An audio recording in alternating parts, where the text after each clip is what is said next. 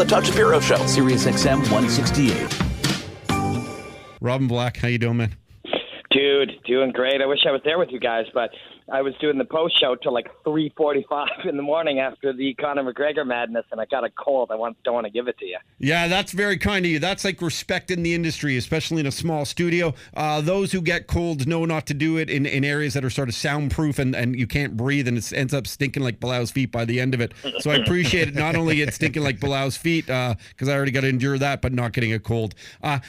Dude, what? I mean, we might as well get right into it. What an incredible weekend. You know me, I'm kind of like one of these fair weather UFC fans. If I get an invite to Robin Black's house to watch one, I'll make sure I watch it. I didn't seem to get an invite this time, so I didn't watch it, but I went on Twitter and I read all the clips and stuff. Let's just start with the big fight, man, with the big ass fight with Conor McGregor, Eddie Alvarez. Were you shocked?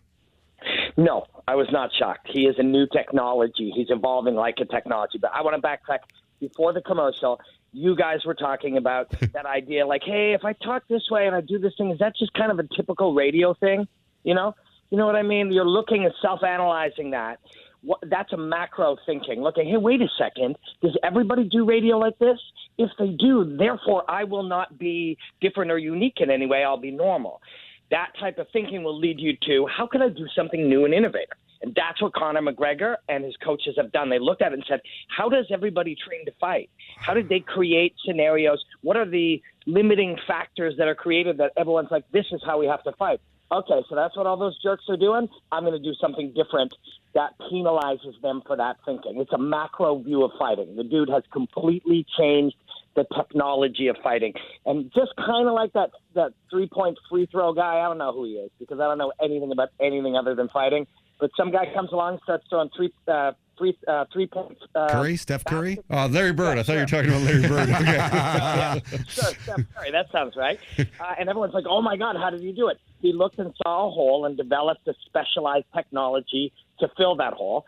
And that's what McGregor has done. Everybody's sitting around in the weeds, examining all this micro stuff of fighting, getting tangled up in the small stuff, and he came in and he solved big problems, and he's now a big problem for everybody. Buddy, I love this because you think of any industry, you think of brick and mortar, and then you think of who's disruptive. And you're saying basically in the fight game, Conor McGregor created this new technology, which to the average eye, we wouldn't know what that is. And I want you to sort of explain that in a second. But clearly he's been disruptive, being able to do it in different weight classes. Maybe he'll even move up to 175 pounds now to get against Tyson Woodley, who had a draw that night. So what is it that he did so different? And the only thing I know that he said is that he's a striker and he's too quick, and that nothing will be able to get in the way of that.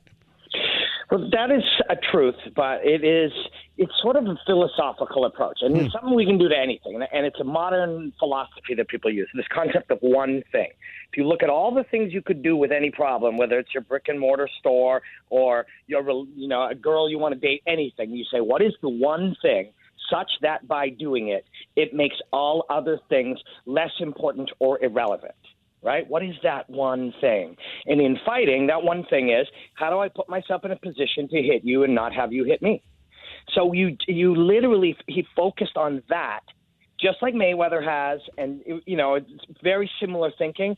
The issue isn't what do I do if you throw this punch, or how do I control you if we're in this position, or what do I do if this happens? The thing is, you're never going to fucking touch me because I'm going to work on that so heavily on that you can't touch me. And then I'm going to work on finding the times after you try to touch me that I've made you miss.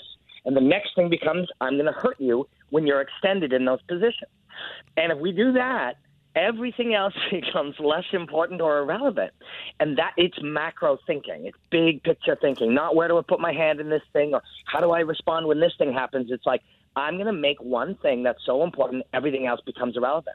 And but it's more than just one thing. It sounds like it's a sequence, like it's like a chess game. It's not just one strategy to counterattack or defend. It's like you're getting in the mind of the other fighters because they're going, I just trained for 8 months to fight this way, and this guy not only does he totally get what I'm trying to do to him, but he's already thought ahead of my moves. Yeah, in fact, you suddenly find yourself going, oh, my God, the things that I'm doing, he wants me to do.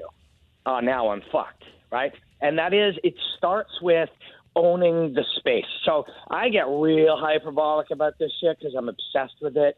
But He started out quite a while back. I called it the flim flam, the way he played with the space between you and he, and played with it in a way that when you tried to do something, he wasn't there, and then would stay at a space where you couldn't hit him and find ways to hit you.